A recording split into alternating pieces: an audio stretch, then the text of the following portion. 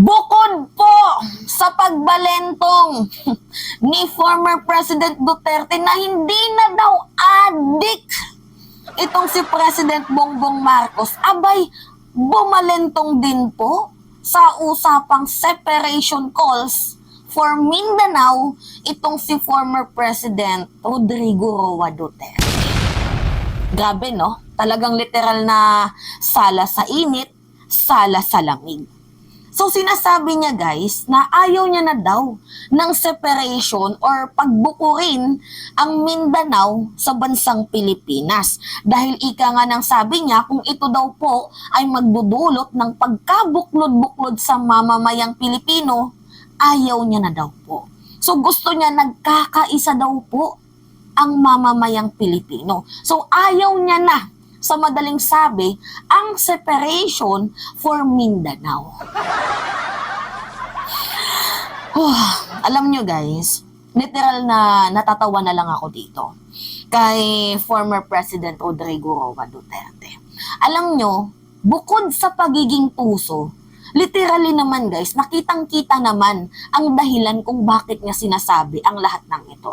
Dahil unang-una, hindi po siya nakakuha ng sapat na suporta doon pa lamang sa Mindanao para bumuo ng separation, calling for the separation secession doon sa Mindanao. That's it.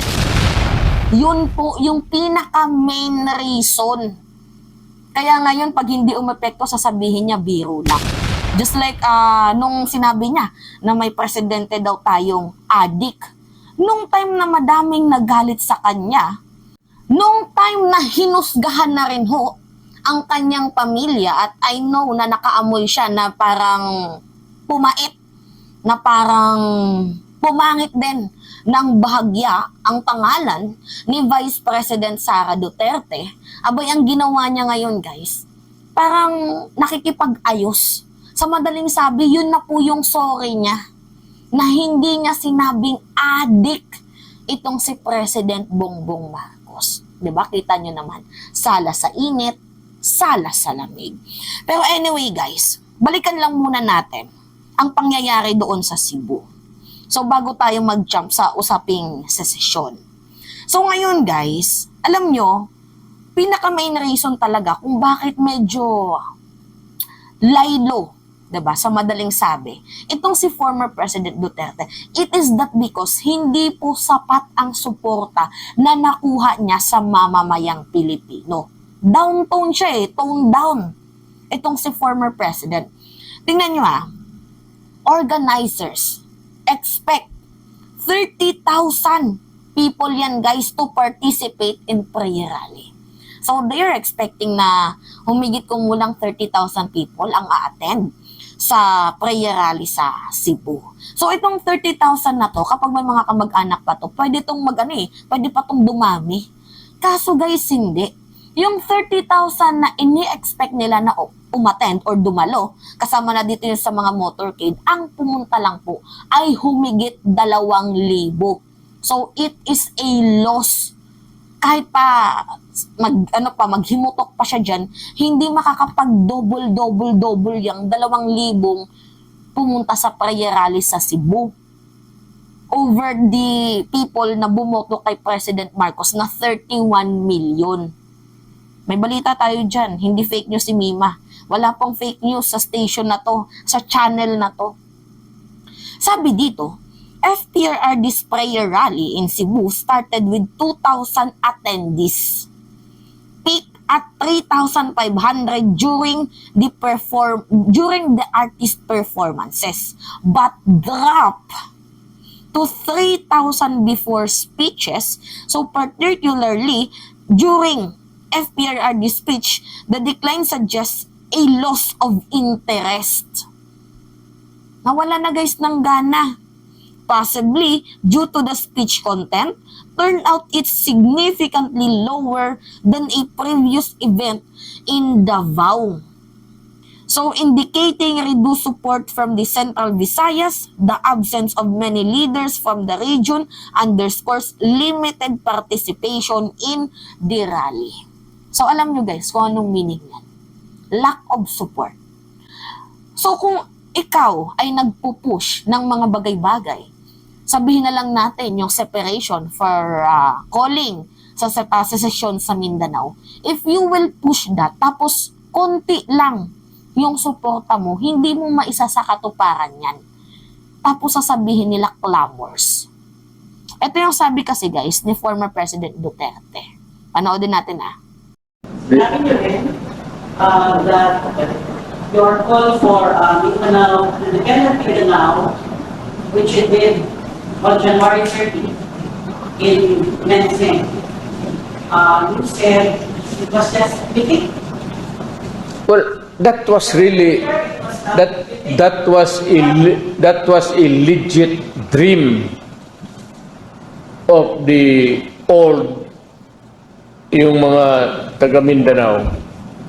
You know, because Mindanao is a frontier country. It is not inhabited by originals except the natives and the Moro people here. So, yung dream of separate, looking at a certain place, like my father and mother, migrating toward an island called Mindanao for a better future for the children. Yun ang dream. It has always the dream of some people to be independent. Pero if it causes a rupture in our entire system sa Republika, I will not go for it. I will not, meaning I will not go for a forced carving out in Mindanao out of the Philippines. Okay. Gets nyo? So sabi niya, if it is will cause a rupture, pagkasira, pagkakabuklod-buklod, pagkakahiwalay, pagkakawatak-watak ng mamamayang Pilipino, ayoko.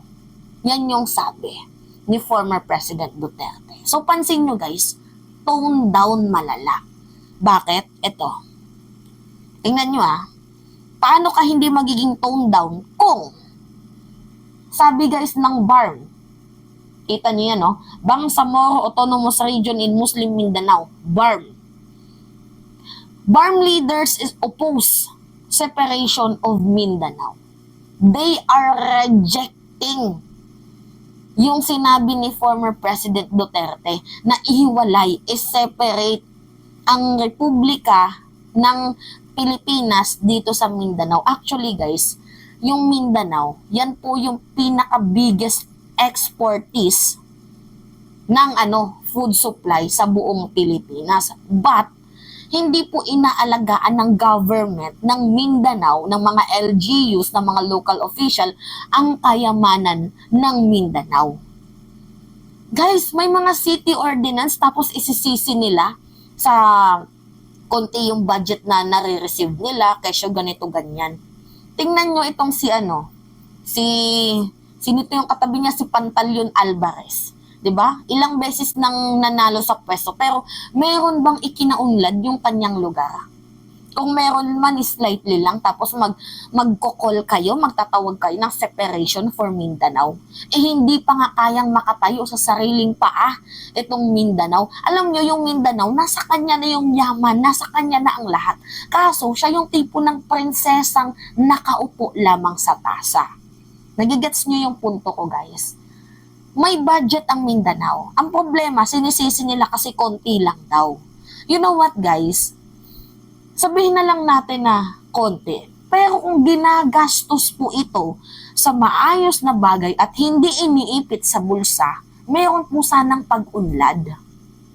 Kaso wala Pinabayaan po ang Mindanao. That is the reality. Siya yung tipong prinsesang nakaupo lamang sa tasa. Yun. Anong silbi ng mga city ordinance nyo? Diba, kung hindi nyo man lang pinapatupad ito, meron kayong free will, meron kayong kalayaan na gawin ang lahat ng gusto nyo sa lungsod ninyo kung ano yung makakapag-improve. Pero ano yung ginawa nyo? Pinabayaan nyo lang. Ako guys, nahiwagaan lang talaga ako dito sa Mindanao na to eh. Alam nyo, umabot ng 7.2 yung economic growth nila. Kitang-kita nyo naman sa pinapakita kong picture ha. 7.2 yung economic growth nila, pero sila pa din yung tinaguriang poorest of the poor. Gets nyo ako? 'Di ba? Tapos magtatawag sila ng separation for Mindanao. Ang kapal. Ang kapal-kapal talaga. Anyway, sabi pa dito, LGU's group reject move to separate Mindanao from Philippines. So bukod sa naging desisyon ng BARM, ng Bangsamoro Autonomous Region and Muslim Mindanao, yung LGU's group din guys, ayaw sa separation for Mindanao. Gets nyo? Ayaw. So that is the reason why kung bakit itong si former President Duterte ay naging toned down. That's it. Hindi sapat yung suporta niya, lack of support. Bukod pa dyan, governors, mayors, reject move to separate Mindanao from the rest of the Philippines.